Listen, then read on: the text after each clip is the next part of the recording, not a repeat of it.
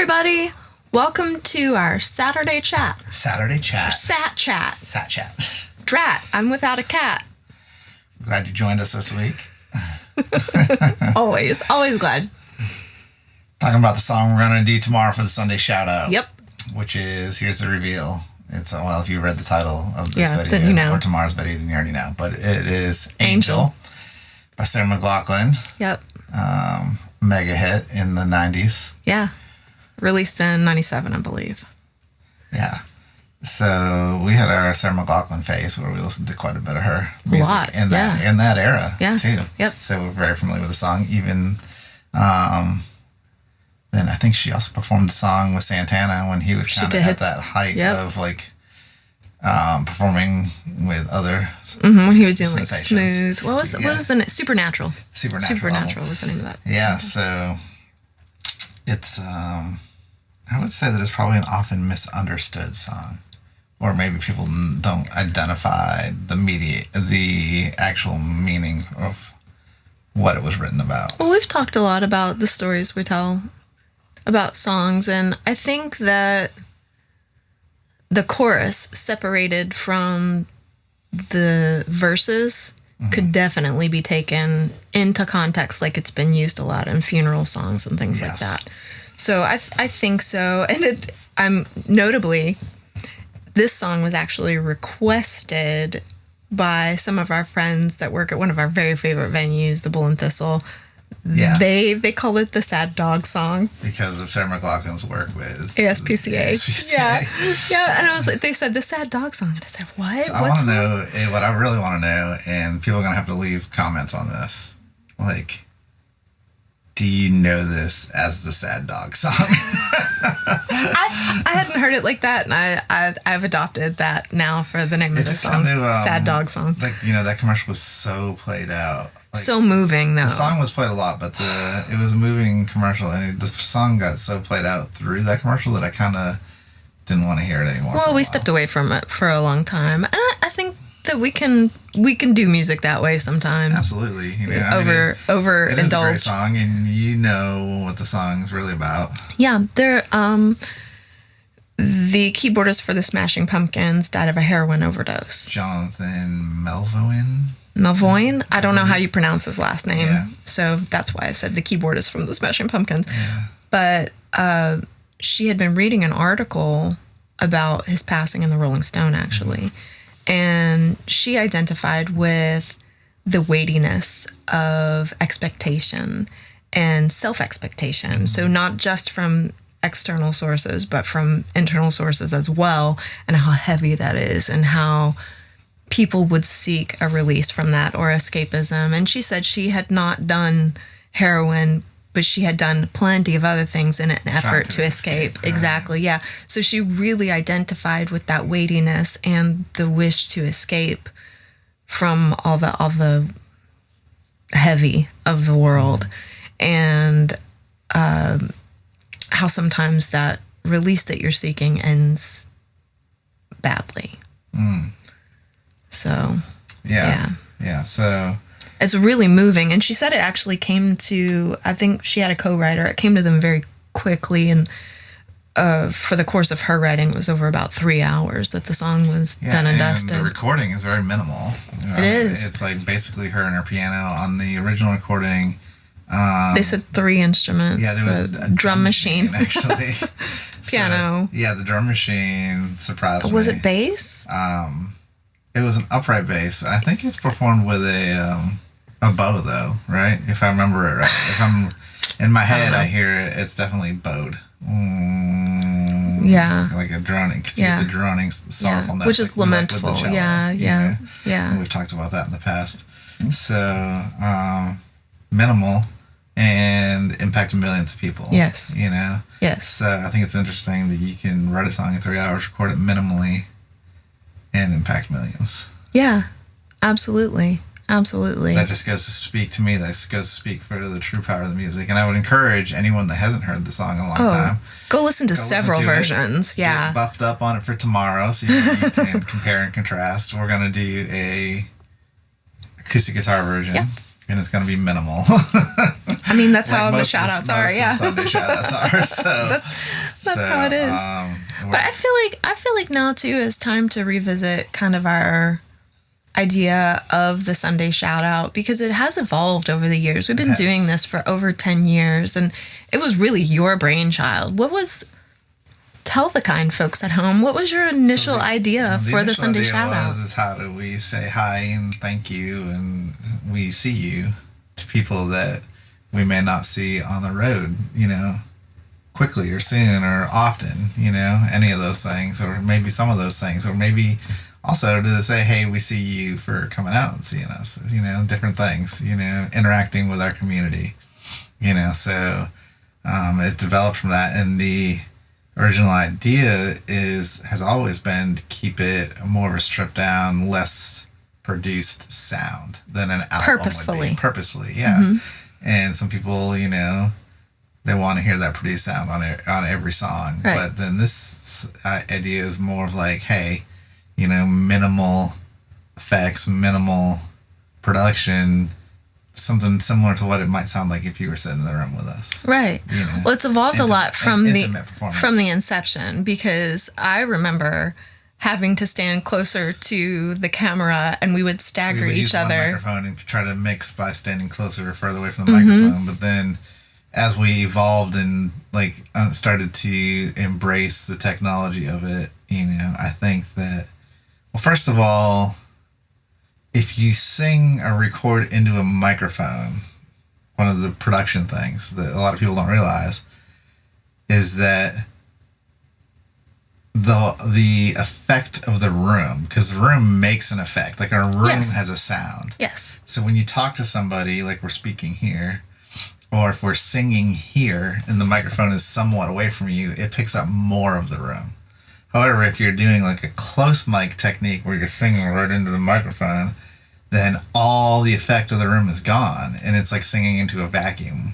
Like not a vacuum like a vacuum cleaner, but a vacuum like outer space. Yes. So what happens is there's no reverberation. It doesn't sound natural. And it doesn't sound natural. It would sound really boxy.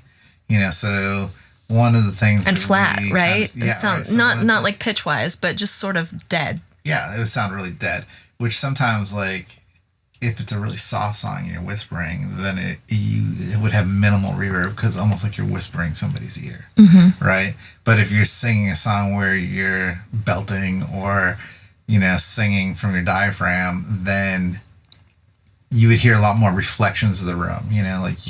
It's like if you're an easy way to explain it would be like if you're in a gymnasium and you yell, you hear an echo, right? Like, hey, hey, right, hey, hey. Yeah. If you're in an auditorium and you yell, it's like, hey, hey, hey, as it bounces back and forth. If you're in like a huge hall, then it might be like, hey, hey, hey, So like it's going to be different reflections of what it is, So we try to add back in like a small room, right, a studio sound reverb at a low level, so it's not overpowering the vocals, but it would be similar to what you might hear if you were in a room with somebody and they were singing in the room at concert volume, like we're in our studio, we're in, which is actually created to have more of a dead space because it is a recording space. This room is not as dead as some studios because we have a lot of wood, right? So we do have a lot of reflections, and we got angles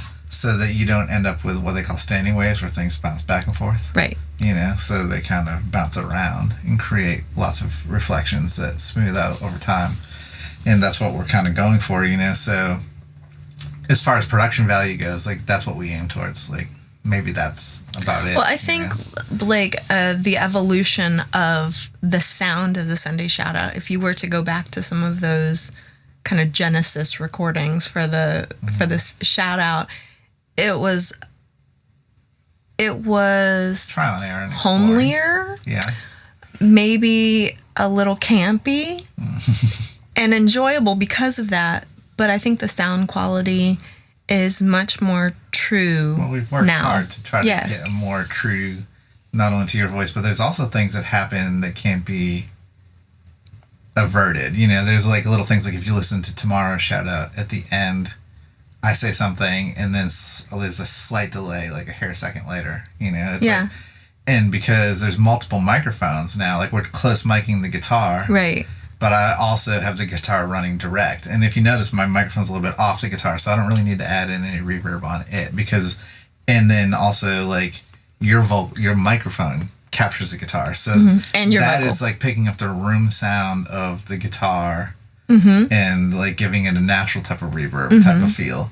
But what happens is with having multiple microphones, if I speak over this one as a microphone, even just a short distance away, it's going to take time, right? Like the time that it arrives in different microphones is going to be different. It's a different time. So in a really dead environment, you can actually hear a slight reflection of me saying it and it bounces. Depending on how it's mic'd, right? Later. Yeah. So, there's interesting things like sound that science happen, that you might not hear if you were sitting in the room with us. But because of the microphones being so close in the capture, it happens, So we've walked that line of trying to find a tender balance between 100% authentic, Right. And it is organic. And organic. And like sometimes like trying to get an organic sound doesn't always mean that there's no production. Yes. Yes. Because like literally, like I said, when you sing in that microphone, it would sound like somebody's just like singing right in your ear, which is uncomfortable. It's unnerving to me.